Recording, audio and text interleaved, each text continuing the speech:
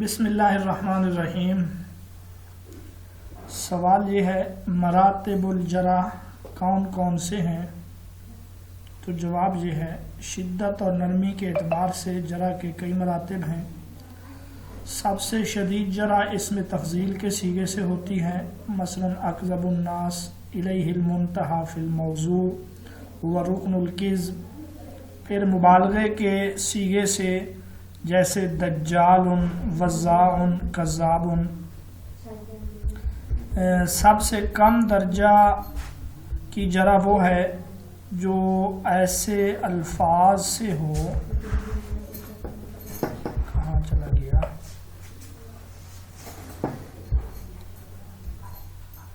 تو یہ ہے کہ سب سے کم جرح وہ ہے جو ایسے الفاظ سے ہو جن سے معمولی کمزوری کا اظہار ہو، مثلا لین، فیہ ادنی مقال وغیرہ۔ اس کے ساتھ اگلا سوال یہ ہے تعدیل کے مراتب کون سے ہیں؟ تو تعدیل کا سب سے افضل اور اعلیٰ مرتبہ وہ ہے جو اسم تفضیل یا مبالغہ کے صیغہ سے ادا ہو، جیسے اوثق الناس، اثبت الناس، الیہ المنتہی فی السبت۔ پھر جو صفات مقرر آئے، مثلا ثقۃ، ثقۃ، ثبت، ثقۃ حافظ۔ اور سب سے کمزور تعدیل وہ ہے جو ادنیٰ جرح کے قریب تر ہو، مثلا شیخ، یروی حدیثہ، یعتبر بہ وغیرہ۔ یہ دو سوال ہیں، ان کو تعدیل کے مراتب اور جرح کے مراتب کہا جاتا ہے۔ یہ بھی ایک فن ہے، علم جرح و تعدیل، اور یہ اس علم کا نام ہے خاص الفاظ کے ذریعے راویوں کی عدالت و ثقاہت یا ان کے عیب اور ضعف سے بحث کیا جاتا ہے۔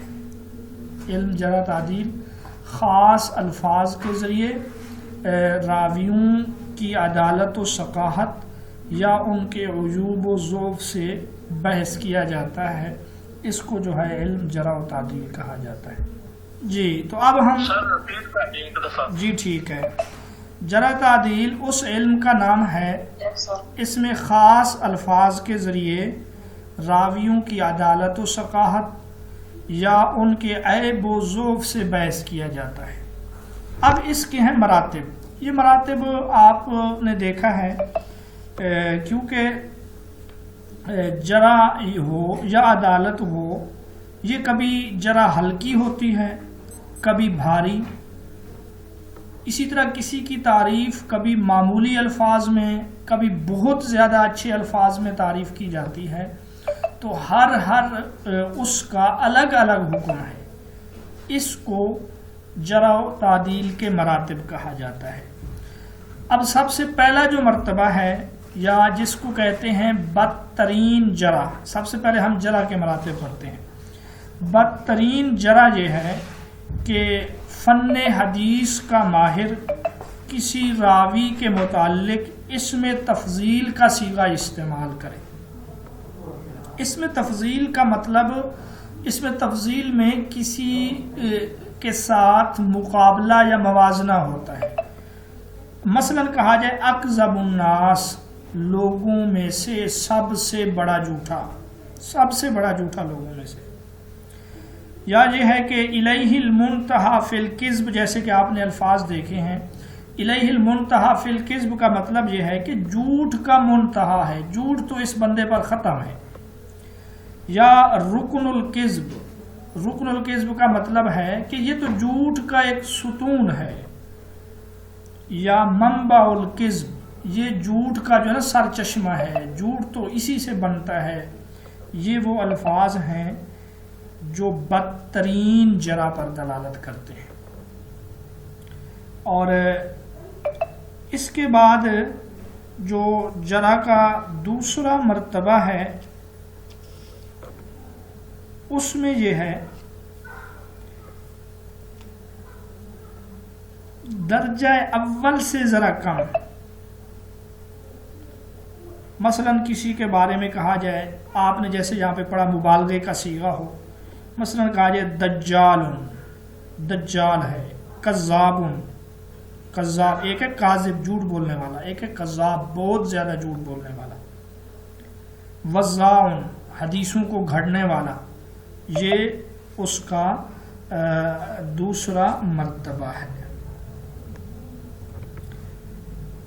تیسرا مرتبہ جو ہے وہ اس دوسرے جرح کے قریب ہے، دوسرے مرتبے کے۔ مثلا یہ کہا جائے کہ فلاں آدمی جو ہے حدیثوں کو چوری کرتا ہے، کیا کرتا ہے؟ احادیث چوری کرتا ہے، یا یہ ہے فلان متہم بالکذب، فلانے پر جھوٹ کا الزام ہے، اس پر جھوٹ کی تہمت ہے۔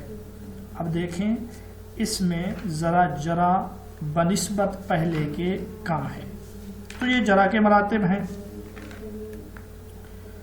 اور اس کے بعد چوتھا مرتبہ جو ہے جرح کا، اس میں ایسے ہوتا ہے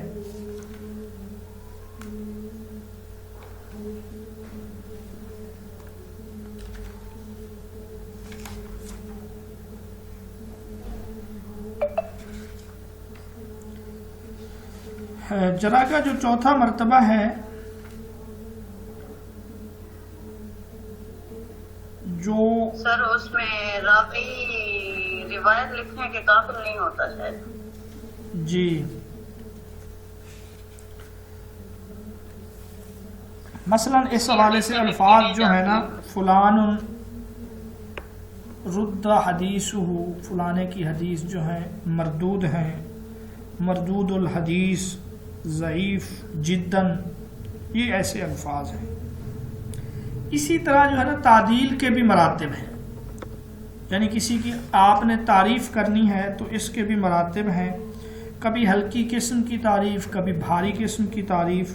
تو تعدیل کا جو اعلیٰ مرتبہ ہے وہ یہی ہے کہ اس میں تفضیل کا صیغہ ہو یا مبالغہ کا صیغہ ہو، جیسے ہے اوثق الناس، لوگوں میں سب سے زیادہ قابل اعتماد، الیہ المنتہی فی الثبت، اسی پر جو ہے قابل اعتماد ہونے کا اختتام ہے، یہ بہت زیادہ جو ہے قابل اعتماد ہے۔ دوسرا مرتبہ یہ ہے اعتماد اور تعریف کے جو الفاظ ہیں وہ ڈبل ہوں، دو مرتبہ، ثقۃ ثقۃ، قابل اعتماد ہے، قابل اعتماد ہے، ثبت ثبت، یہ جو ہے محفوظ حافظے والا ہے، محفوظ حافظے والا ہے، اس قسم کے الفاظ۔ تیسرا مرتبہ یہ ہے کہ تعدیل کے الفاظ ایک مرتبہ ہوں، بغیر تاکید کے ہوں۔ مثلا کہا جائے حجت ہے، صاحب حدیث ہے، مامون ہے، امانت دار ہے، ایک مرتبہ۔ اور چوتھا جو مرتبہ ہے وہ الفاظ جو صرف عدالت کو ثابت کریں، مثلا کہا جائے سچا ہے، سچا تو ہے، حافظہ بھی ہے یا نہیں ہے اس حوالے سے کوئی تذکرہ نہیں ہے۔ تو یہ جو ہے نا تعدیل کے یا جرح کے مراتب ہیں، مزید انشاءاللہ ہم ان کو ویڈیو لیکچر میں بھی واضح کریں گے۔ اس کے بعد اگلا سوال ہے آپ لوگوں کے سامنے، حدیث کی روشنی میں واضح کریں کہ ایمان کی مٹھاس اور ذائقہ کون پائے گا۔ یہ ایک حدیث ہے بخاری شریف میں، آپ صلی اللہ علیہ وسلم نے فرمایا ذاقا طعم الایمانی، اس آدمی نے ایمان کا مزہ چکھ لیا، من راضی باللہ ربا، جو اللہ کے رب ہونے پر راضی ہوا، وبالاسلام دینا، اور دین اسلام پہ راضی ہوا، وبمحمد الرسول، اور محمد صلی اللہ علیہ وسلم کے رسول ہونے پہ راضی ہوا، تو اس آدمی نے گویا کہ ایمان کو چکھ لیا ہے، وہ بندہ مومن ہے۔ اسی طرح ایک اور حدیث ہے، اس میں بھی یہی ہے کہ ثلاثن، تین خصلتیں ایسی ہیں، من کن فیہ، جو کسی میں ہوں، وجد حلاوت الایمان، تو وہ ایمان کی حلاوت اور مٹھاس کو پا لیا، جس کے اندر یہ تین خصلتیں ہوں۔ وہ کیا ہیں کہ अन यकून अल्लाहु व रसूलुहु अहब्बा इलैहि मिम्मा सवाहुमा, कि अल्लाह और उसका रसूल उसको बाकी सबसे ज़्यादा महबूब हो। व अन युहिब्बल मरअ ला युहिब्बुहु इल्लल्लाह, दूसरी खसला ये है कि किसी से मोहब्बत करता है तो वो मोहब्बत अल्लाह की रज़ा के लिए हो। व अन यकरह अन यऊद फिल कुफ्रि कमा यकरहु अन युक़ज़फ़ फिन्नार, और कुफ्र की तरफ लौटने को ऐसे नापसंद करे जैसा कि आग में डाले जाने को नापसंद करता। तो जिसमें ये तीन खसलतें हों उसने गोया कि ईमान की जो मिठास और हलावत है वो पा लेता है, हासिल कर लेता है। अल्लाह पाक ये हलावत और ये मिठास हम सबको नसीब करे। उलूमुल हदीस का हिस्सा इंशाइया है। ये तमाम चीज़ें हम पढ़ आए हैं, मैं सिर्फ मुख्तसर दोहराता हूँ आप लोगों को, बाकी आप ये वीडियो में इनको जिन्होंने अभी तक पहली दफ़ा हमारे से पढ़ रहे हैं वो इसको लाजमी देखें। नाक़िलीन के एतबार से हदीस की दो अक़साम हैं, एक है मुतवातिर और दूसरी है अहाद। तो बात इस तरह है, जो भी हदीस हो या हदीस के लिए दूसरी जो इस्तिलाह है, दूसरा जो लफ्ज़ है वो ख़बर है। बुनियादी तौर पे एक है कि वो ख़बर निकली कहाँ से है, उस ख़बर की या उस बात की निस्बत किसकी तरफ है, और फिर उस बात को आगे मुंतकिल करना है। जैसे एक बात मैं कर रहा हूँ और फिर आप आगे उसको क्या करेंगे, मुंतकिल करेंगे। तो ख़बर की बुनियाद यहीं से है। जैसा कि मैंने पहले उसमें बतलाया आपको कि निस्बत के लिहाज से या मुस्नद इलैह के लिहाज से या ख़बर कहाँ से निकली है, वो बात किसकी है, इस लिहाज से चार किस्में हैं। हदीस कुदसी अल्लाह का फरमान, हदीस मरफू रसूलुल्लाह का फरमान, मौकूफ़ ताबी का सहाबी का कौल और मकतू ताबी का कौल।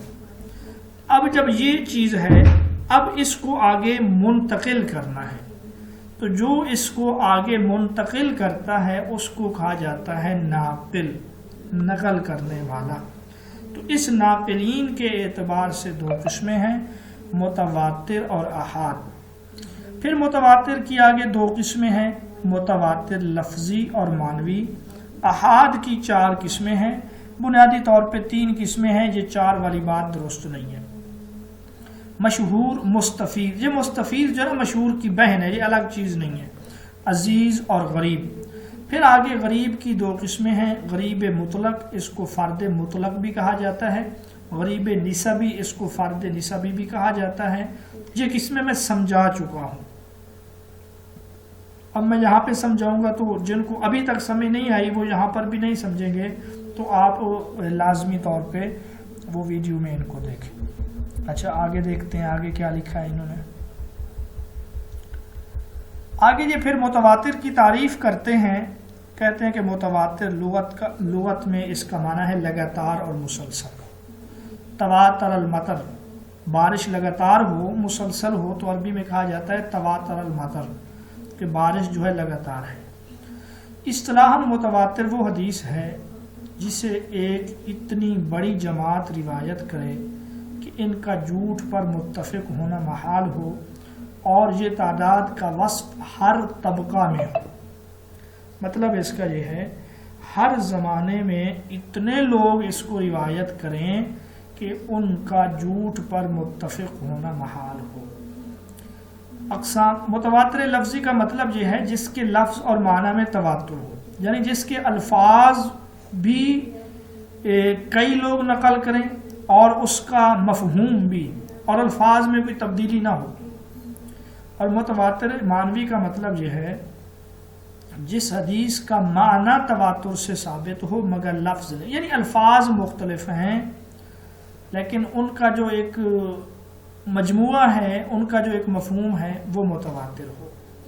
इस मौजू को मद्देनज़र रखते हुए उलमा ने जो है किताबें तहरीर की हैं, مثلا ان میں سے ایک کتاب ہے قطف الازہار المتناثرہ فی الاحادیث المتواترہ. کیا نام ہے کتاب کا؟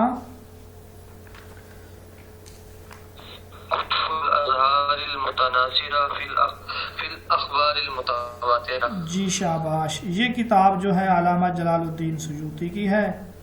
پھر ایک اور کتاب بھی ہے علامہ جلال الدین سیوطی کی. اچھا جی، دوسری کتاب یہاں پہ کون سی لکھی ہوئی ہے؟ اس میں 113 متواتر روایات ہیں. دوسری جو ہے نا وہ ہے نظم المتناثر فی الحدیث المتواتر، یہ علامہ محمد بن جعفر کتانی کی ہے، اور اس میں 310 متواتر احادیث موجود ہیں نظم المتناثر میں. علامہ جلال الدین سیوطی کی ایک اور کتاب بھی ہے جس کا نام ہے الازہار المتناثرہ فی الاخبار المتواترہ.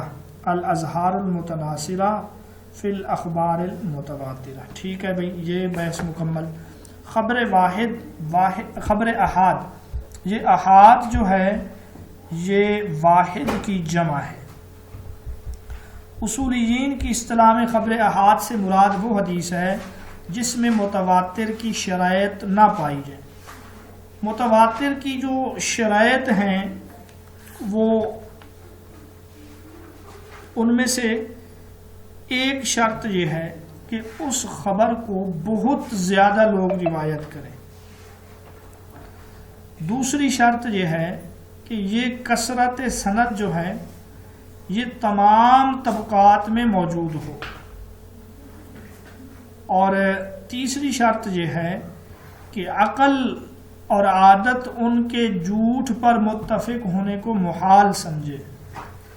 اور چوتھی شرط یہ ہے کہ اس خبر کا تعلق جو ہے وہ ایک محسوس چیز سے ہو، یعنی دیکھنے سے، چھونے سے، اس طرح سے ہو، وہ ایک عقلی چیز نہ ہو. اب ان 4 شرائط میں سے کوئی ایک شرط بھی موجود نہ ہو تو اس کو خبر احاد کہیں گے. اور خبر واحد محدثین کی اصطلاح میں وہ حدیث ہے جس کو کوئی ایک راوی بیان کرے. یہ خبر واحد کا لغوی معنی ہے. لغت میں خبر واحد کا مطلب یہ ہے کہ ایک آدمی کی خبر. خبر کا معنی خبر اور واحد کا معنی ایک. خبر واحد کا مطلب ہوگا کہ ایک آدمی کی خبر. آگے پھر خبر احاد کی اقسام ہیں. پہلی قسم ہے مشہور. یہ جو مشہور ہے یہ شاہر سے اسم مفعول کا صیغہ ہے. یہ خبر واحد کی قسمیں ہیں سند کے لحاظ سے یا راویوں کی تعداد کے لحاظ سے. پہلی جو قسم ہے وہ ہے مشہور. یہ اسم مفعول کا صیغہ ہے. اس کا لفظی معنی ہے ظاہر کرنا، اعلان کرنا. مشہور وہ حدیث ہے جسے 3 یا 3 سے زائد افراد نقل کریں مگر وہ تواتر کی حد کو نہ پہنچی ہو. مشہور روایت جو ہے یہ صحیح، حسن اور ضعیف ہو سکتی ہے، اور اس موضوع پر کتابیں لکھی گئی ہیں جن میں سے ایک کتاب ہے المقاصد الحسنہ فی بیان کثیر من الاحادیث المشتہرہ علی الالسنہ. اس کا مطلب یہ ہے کہ وہ مشہور احادیث جو لوگوں کی زبان پر مشہور ہیں، چاہے وہ اصطلاحی طور پہ مشہور ہوں یا نہ ہوں. جیسے لوگوں میں یہ حدیث مشہور ہے کہ مسلمان وہ ہے جس کے ہاتھ اور زبان سے دیگر مسلمان کیا ہوں، محفوظ ہوں. اب یہ کوئی مشہور اصطلاحی نہیں ہے کہ اس کے ہر طبقہ میں راوی 3 تھے، لیکن لوگوں کے زبان پہ یہ مشہور ہے. تو یہ المقاصد الحسنہ علامہ شمس الدین محمد بن عبد الرحمن السخاوی کی ہے. اور اسی طرح ایک اور کتاب ہے کشف الخفاء. کشف الخفاء و مزیل الالباس فی مشتہر من الاحادیث علی السنۃ الناس۔ کشف الخفا یعنی پوشیدگی کو دور کرنا، ومزیل الالباس اور الباس یعنی شبہ کو زائل کرنا۔ کس بارے میں؟ جو لوگوں کی زبان پر احادیث مشہور ہیں۔ یہ کتاب ہے کس کی؟ یہ کتاب ہے اسماعیل بن محمد العجلونی کی۔ یہ کتاب کس کی ہے؟ اسماعیل بن محمد العجلونی کی ہے۔ تیسری کتاب جو ہے اس کا نام ہے تمییز الطیب من الخبیث فیما یدور علی السنۃ الناس من الحدیث۔ تمییز الطیب من الخبیث، عمدہ کو ردی سے جدا کرنا۔ تمییز کا معنی الگ کرنا، جدا کرنا، طیب کا معنی عمدہ، من الخبیث ردی اور گھٹیا سے، فیما یدور علی السنۃ الناس من الحدیث، جو لوگوں کی زبان پر احادیث جو ہیں مشہور ہیں، یا یدور کا معنی زبان زد عام ہے، جو احادیث لوگوں کی زبان زد عام ہیں ان میں سے عمدہ کو ردی سے جدا کرنا۔ یہ کتاب ہے جناب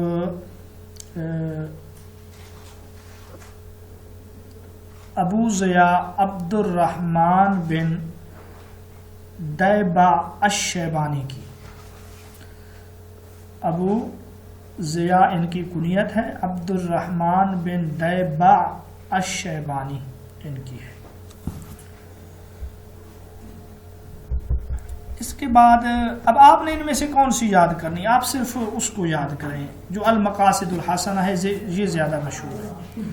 مستفیض جو ہے یہ مستفیض ہے، یہ دیکھیں۔ اچھا کتابوں کے نام یہاں پہ تھے، میں اسکرین شیئر نہیں کر سکتا۔ مستفیض یہ استفاضہ سے اسم فاعل کا صیغہ ہے جو فاض الماء سے مشتق ہے۔ فاض الماء کا معنی کیا ہے؟ فاض الماء کا معنی ہے پانی کا کثرت سے بہنا۔ جی، اب یہ اصطلاح میں بعض علماء تو یہ کہتے ہیں مستفیض اور مشہور ایک ہی چیز ہے، یہ مرادف ہیں یا مترادف ہیں، ذرہ برابر بھی ان میں فرق نہیں ہے۔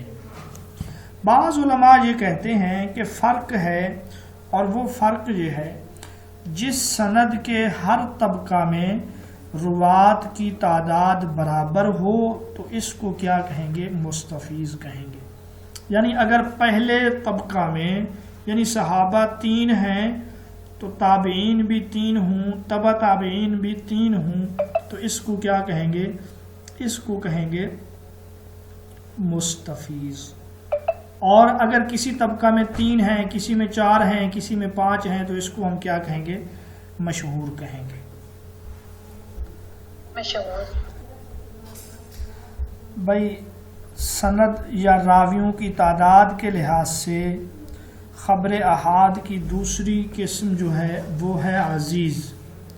عزیز کو عزیز کا نام کیوں دیا گیا یہ ہم پڑھائے ہیں۔ عزیز کا ایک معنی ہے قلیل و نادر ہونا، اور دوسرا معنی ہے قوی اور مضبوط ہونا۔ اصطلاحاً وہ حدیث جس کے راوی سند کے تمام طبقوں میں 2 سے کم نہ ہوں، کم از کم 2 ہوں ہر طبقہ میں۔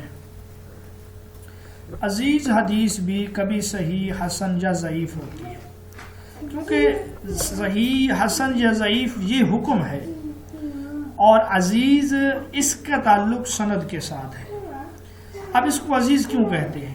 اس لیے کہ ایسی احادیث قلیل اور نادر ہیں، یعنی ایسی احادیث بہت کم ہیں کہ ہر طبقے میں 2 راوی ہوں، اس وجہ سے عزیز کہتے ہیں۔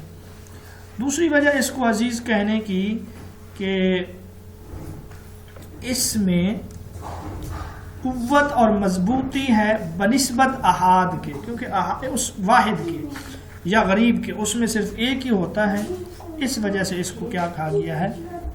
عزیز کہا گیا ہے۔ اگلی قسم ہے غریب۔ عزیز کے موضوع پر الگ کوئی کتاب نہیں لکھی گئی ہے، کیونکہ اس طرح کی احادیث بہت کم ہے۔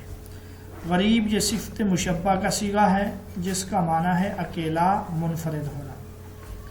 اصطلاحاً وہ حدیث جس کی سند کے کسی طبقہ میں ایک راوی رہ جائے تو اسے حدیث غریب کہتے ہیں۔ غریب کی پھر دو قسمیں ہیں مقام تفرد کے اعتبار سے۔ وہ ایک راوی کہاں پر ہے؟ ایک ہے فرد مطلق یا غریب مطلق، وہ حدیث جس کی سند کے اولین طبقہ میں غرابت ہو۔ اولین طبقہ جہاں پہ آپ دیکھ رہے ہو، اصل سند یا اولین طبقہ سے مراد جو صحابی کی طرف سے شروع ہے، یعنی صحابی ایک ہو۔ دوسری قسم جو ہے وہ ہے فرد نسبی۔ فرد نسبی یا غریب نسبی وہ حدیث جس میں تفرد سند کے کسی بھی طبقہ میں پایا جاتا ہو۔ مطلب اس کا یہ ہے کہ اول طبقہ میں نہ ہو، اول طبقہ کے بعد کسی اور جگہ پر ہو تو اس کو ہم غریب نسبی کہیں گے۔ اب اس حوالے سے جو کتابیں ہیں غریب کے حوالے سے، ان میں سے ایک غرائب مالک یہ کتاب ہے، امام دارقطنی رحمۃ اللہ علیہ کی ہے، یہ علی بن عمر انہی کا نام ہے۔ اور اسی طرح جو ہے ایک افراد ہے، افراد بھی امام دارقطنی کی ہے۔ ایک اور کتاب ہے تیسری، السنن التی تفرد بها بكل سنت منها اہل بلدہ۔ السنن التی تفرد بها بكل سنت من اہل بلد، یہ امام سلیمان بن اشعث رحمۃ اللہ علیہ کی ہے۔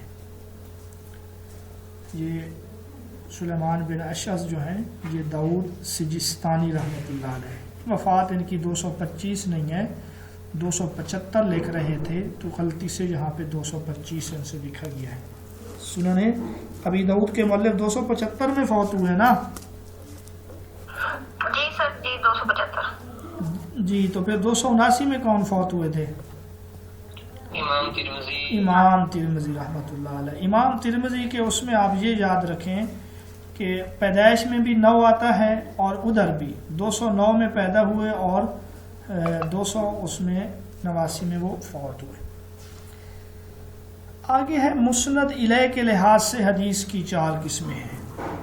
جیسے میں نے ابھی آپ لوگوں کو بتلایا کہ ایک ہے حدیث کا سر چشمہ، کہ یہ حدیث یا حدیث کا جو مفہوم ہے اس کا کہنے والا کون ہے، اس کو کہتے ہیں مسند الیہ۔ مسند الیہ کا مطلب کہ ان الفاظ کی نسبت کس کی طرف ہے، اس کو انتہائی سند بھی کہتے ہیں، اس کو مصدر بھی کہتے ہیں، منبع بھی کہتے ہیں۔ مصدر، منبع، سر چشمہ، مسند الیہ، نسبت، اس لحاظ سے 4 قسمیں ہیں۔ پہلی قسم کا نام ہے حدیث قدسی، دوسری قسم کا نام ہے حدیث مرفوع، اور تیسری قسم کا نام ہے موقوف، اور چوتھی قسم کا نام ہے مقطوع۔ قدسی قدس سے ہے، قدس اللہ رب العزت کی ذات کو کہا جاتا ہے، اس کی نسبت اللہ پاک کی طرف ہے، تو حدیث قدسی کا مطلب وہ حدیث جو اللہ کی ذات قدسی کی طرف منسوب ہو۔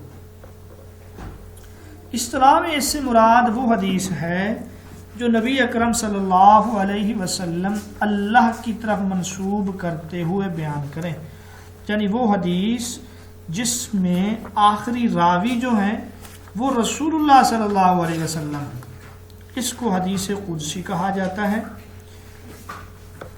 اور اس موضوع پر جو کتابیں لکھی گئی ہیں ان میں سے ایک کتاب ہے الاتحافات السنیہ، الاتحافات السنیہ بالاحادیث القدسیہ، علامہ عبدالرؤف مناوی رحمۃ اللہ علیہ کی ہے۔ 272 احادیث قدسیہ اس میں ذکر کی گئی ہیں۔ دوسری بات آپ یہ بھی یاد رکھیں احادیث قدسیہ کی جو مجموعی تعداد علماء بتلاتے ہیں وہ 863 ہے۔ احادیث قدسیہ کی مجموعی تعداد علماء 863 بتلاتے ہیں۔ احادیث قدسی وہ حدیث جس کی نسبت اللہ کی طرف ہو۔ بھئی قرآن بھی تو اللہ کی طرف منسوب ہے، پھر قرآن اور حدیث قدسی میں فرق کیا ہے؟ آپ 2 سے 3 فرق لازمی یاد رکھیں، کیونکہ یہ انٹرویو میں پوچھے جا سکتے ہیں۔ پہلا فرق یہ ہے، قرآن کے معنی اور الفاظ دونوں اللہ کی طرف سے ہوتے ہیں۔ قرآن کے معنی اور الفاظ یہ دونوں اللہ کی طرف سے ہوتے ہیں، جبکہ حدیث قدسی میں معنی اللہ کی جانب سے ہے اور لفظ نبی اکرم صلی اللہ علیہ وسلم کی طرف سے ہوتے ہیں۔ ٹھیک ہے، پتہ چل گیا اس کا۔ دوسرا یہ ہے، قرآن مجید کی تلاوت سے عبادت مقصود ہے۔ قرآن مجید کی تلاوت سے عبادت مقصود ہوتی ہے، جبکہ حدیث قدسی کی تلاوت بطور عبادت کے نہیں کی جاتی۔ جی میم کیا کہہ رہی ہیں آپ؟ تیسرا فرق یہ ہے، قرآن مجید کے ثبوت میں تواتر کی شرط لگائی جاتی ہے۔ قرآن وہ ہے جو متواتر ہو، جبکہ حدیث قدسی کے لیے متواتر ہونا ضروری نہیں ہے۔ حدیث قدسی مشہور بھی ہے، عزیز بھی ممکن ہے، غریب بھی ممکن ہے۔ چوتھا فرق یہ ہے کہ قرآن کی نماز میں تلاوت کی جاتی ہے، حدیث قدسی کی تلاوت نہیں کی جاتی۔ قرآن کو بغیر وضو کے نہیں چھو سکتے، حدیث قدسی کو چھو سکتے ہیں۔ حدیث قدسی کی مثال، ایک حدیث ہے، آپ صلی اللہ علیہ وسلم نے فرمایا کہ اللہ نے فرمایا۔ یہ حدیث قدسی کی پہچان بھی یہی ہے کہ اس میں قال اللہ کا لفظ ہوگا، اللہ نے فرمایا، یا اللہ نے یوں کہا۔ تو وہ کیا ہے؟ یا عبادی، اے میرے بندے، میں نے اپنے اوپر ظلم کو حرام قرار دیا اور میں نے تمہارے درمیان بھی ظلم کو حرام قرار دیا، پس تم ایک دوسرے پر ظلم نہ کرو۔ مطلب حدیث کا یہ ہے کہ اللہ نے فرمایا کہ میں کسی پر ظلم نہیں کرتا، میں نے اپنے اوپر بھی حرام قرار دیا کہ میں کسی پر ظلم کروں، اسی طرح بندوں کے درمیان بھی ظلم حرام ہے، لہٰذا تم ایک دوسرے پر ظلم نہ کرو۔ اس کے بعد اگلی قسم جو ہے، نسبت کے لحاظ سے، مسند الیہ کے لحاظ سے، اس کو کہا جاتا ہے مرفوع۔ مرفوع رفع سے اس میں فاعل کا صیغہ ہے، اس میں مفعول کا صیغہ ہے، اس کا لفظی معنی ہے اٹھانا اور بلند کرنا، اور حدیث مرفوع کی نسبت بلند ذات کی طرف ہے جو رسول اللہ صلی اللہ علیہ وسلم ہے، اس وجہ سے اس کو مرفوع کہا جاتا ہے۔ اصطلاح میں مرفوع اس حدیث کو کہتے ہیں جس قول، فعل یا تقریر کی نسبت رسول اللہ صلی اللہ علیہ وسلم کی طرف کی گئی ہو۔ علماء نے مرفوع کی 4 قسمیں بیان کی ہیں۔ ایک ہے مرفوع قولی، جس میں آپ صلی اللہ علیہ وسلم کے فرمان کا ذکر ہو۔ دوسری قسم ہے مرفوع فعلی، جس میں آپ صلی اللہ علیہ وسلم کے کسی عمل کا ذکر ہو۔ تیسرے نمبر پر ہے مرفوع تقریری، یعنی جس میں آپ صلی اللہ علیہ وسلم کے سامنے کسی کام کا تذکرہ کیا گیا یا کوئی کام کیا گیا اور آپ نے اس کے اوپر خاموشی اختیار کی ہو، تو اس کو مرفوع تقریری کہتے ہیں۔ اور چوتھی جو ہے مرفوع وصفی ہے، یعنی جس میں آپ صلی اللہ علیہ وسلم کے اخلاق کا ذکر ہو، آپ کے عادات کا ذکر ہو، آپ صلی اللہ علیہ وسلم کے حلیہ مبارک کا تذکرہ ہو، تو اس کو جو ہے مرفوع وصفی کہا جاتا ہے۔ آپ ہر ایک کی مثال سمجھ لیں، پھر ہم آگے پڑھیں گے۔ مرفوع فعلی کی مثال، جیسے صحابی یہ کہے آپ صلی اللہ علیہ وسلم نے یوں فرمایا، مثلا انما الاعمال بالنیات، یہ مرفوع ہے اور فعلی ہے۔ اور مرفوع قولی ہے، انما الاعمال بالنیات مرفوع قولی ہے۔ مرفوع فعلی کی جو مثال، مثلا صحابی یوں کہے کہ رسول اللہ صلی اللہ علیہ وسلم نے یہ کام کیا، مثلا آپ نے وضو کیا، آپ نے خطبہ دیا، یہ مرفوع فعلی ہے۔ اور مرفوع تقریری مثلا صحابی یوں کہے کہ آپ صلی اللہ علیہ وسلم کی موجودگی میں یوں کیا گیا اور آپ نے اس پر کوئی انکار نہیں کیا۔ مثلا ایک صحابی فرماتے ہیں کہ ہم رسول اللہ صلی اللہ علیہ وسلم کے زمانے میں مرد اور عورت ایک برتن سے وضو اور غسل کیا کرتے تھے، نبی نے ہمیں منع نہیں کیا، تو یہ مرفوع تقریری ہے۔ اور مرفوع وصفی مثلا وہ احادیث جن میں آپ صلی اللہ علیہ وسلم کے اخلاق کا ذکر ہے۔ آپ صلی اللہ علیہ وسلم، حضرت جابر فرماتے ہیں، چاند سے بھی زیادہ حسین تھے، آپ کے بال مبارک کا تذکرہ ہے، تو یہ مرفوع وصفی ہے۔ تیسرے نمبر پر ہے حدیث موقوف۔ موقوف جو ہے یہ وقف سے ہے۔ وقف کا معنی ہے ٹھہرنا۔ اس سے مراد وہ قول یا فعل ہے جس کی نسبت صحابی کی طرف ہو۔ وہ قول فعل جس کی نسبت صحابی کی طرف ہو، یعنی صحابی کے کسی کام کا، صحابی کے کسی فرمان کا ذکر ہو، تو اس کو کیا کہتے ہیں؟ مرفوع قولی یا فعلی یا تقریری۔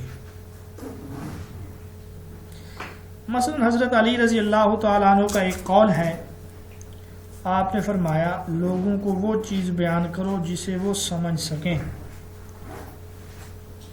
یہ حضرت علی کا فرمان ہے، تو اس کو ہم کیا کہیں گے؟ موقوف۔ لوگوں کو وہ چیز بیان کرو جسے وہ سمجھ سکیں۔ کیا تم چاہتے ہو کہ اللہ اور اس کے رسول کو جھٹلایا جائے؟ مطلب یہ ہے کہ آپ اگر ایسی بات لوگوں کو بتائیں گے جو لوگوں کے عقل سے ماورا ہو، تو پھر وہ تو اللہ اور اس کے رسول کو جھٹلا دیں گے۔ تو یہ مرفوع قولی ہے۔ اور مرفوع تقریری کی جو فعلی کی جو مثال ہے، مثلا امام بخاری فرماتے ہیں حضرت عبداللہ بن عباس نے تیمم کی حالت میں نماز پڑھائی ہے۔ حضرت عبداللہ بن عباس نے تیمم کی حالت میں نماز پڑھانا۔ اب تیمم کرنا یہ بھی ایک کام اور نماز پڑھانا یہ بھی ایک کام، تو یہ صحابی کے ایک کام کا ذکر ہے۔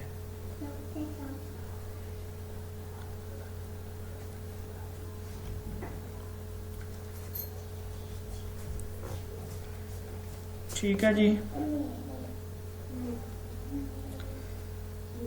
خراسان ایک علاقہ ہے، خراسان آج کل الگ سے علاقہ نہیں ہے۔ خراسان ایک علاقہ ہوتا تھا جس میں ایران اور افغانستان موجودہ جو ہے اس کے کچھ علاقے شامل تھے۔ تو اس علاقے کے جو فقہا تھے وہ حدیث مرفوع کو خبر کہتے تھے۔ حدیث مرفوع کو کیا کہتے تھے؟ خبر کہتے تھے۔ اور حدیث موقوف کو اثر کہتے تھے، یعنی صحابی کے قول کو کہتے تھے اثر، اور آپ صلی اللہ علیہ وسلم کے فرمان کو کیا کہتے تھے؟ خبر کہتے تھے۔ باقی محدثین جو ہیں، دیگر علاقوں کے محدثین، وہ نبی پاک صلی اللہ علیہ وسلم کے فرمان کو بھی اثر کہتے ہیں اور موقوف کو بھی وہ اثر کہتے ہیں۔ حدیث مقطوع یہ قطع سے ہے، اس کا معنی ہے کاٹنا۔ اس میں مفعول کا صیغہ ہے یہ۔ اس سے مراد وہ قول اور فعل ہے جس کی نسبت تابع کی طرف ہو۔ تابع کہتے ہیں جس نے ایمان اور اعمال صالح کی حالت میں کسی صحابی کی زیارت کی ہو اور پھر ایمان اور عمل صالح کے ساتھ وہ دنیا سے رخصت ہوا ہو۔ اب یزید کو ہم تابعی نہیں کہیں گے، وہ اگرچہ حضرت امیر معاویہ کا شاگرد تھا، بیٹا تھا، 26 ہجری میں وہ پیدا ہوا ہے، تو 26 ہجری میں یقیناً اس نے حضرت علی، حضرت عثمان، حضرت حسن اور بہت سارے صحابہ کو دیکھا ہے، اور صحابہ نے اس کے ہاتھ پر بیعت بھی کی ہے، لیکن ہم اس کو پھر بھی تابعی نہیں کہیں گے کیونکہ اس کے اعمال اچھے نہیں تھے۔ تو تابعی کے لیے والذین اتبعوہم بإحسان، کہ جنہوں نے صحابہ کی پیروی کی ہو احسان کے ساتھ، عمل صالح کے ساتھ۔ تو مقطوع وہ روایت ہے جس میں تابعی کے قول و فعل کا ذکر ہو، اور مقطوع کی دو قسمیں، مقطوع قولی اور فعلی، کیونکہ تابعی کی تقریر کی کوئی حیثیت نہیں ہے۔